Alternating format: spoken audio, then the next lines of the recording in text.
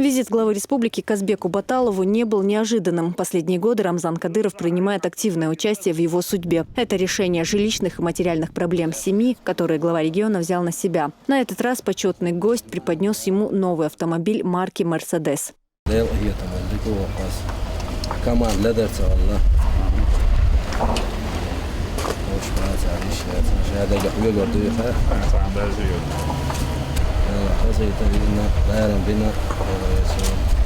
Пообщавшись с Казбеком Баталовым, глава республики отметил живописность селения Тангичу. Именно здесь, по поручению Рамзана Кадырова, в кратчайшие сроки был возведен большой дом со всеми удобствами для Баталовых.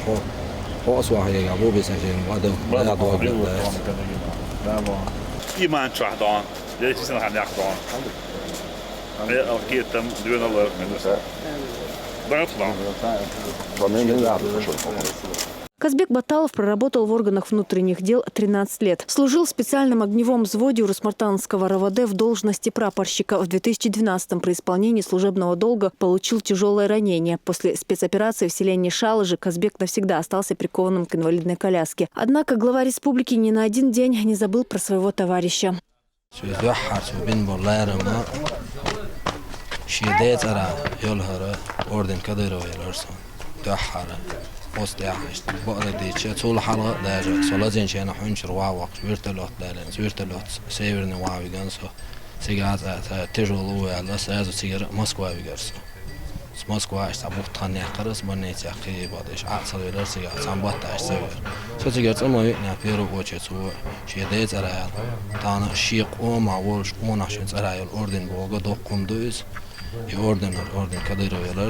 Жизненные невзгоды не сломили дух Казбека. У него много планов. Но пока на первом месте достойное воспитание двоих детей. Он мечтает, чтобы они выросли полезными семье и обществу. Зура Саламова, Джамлай Хаджалиев при поддержке пресс-службы главы правительства республики. Новости.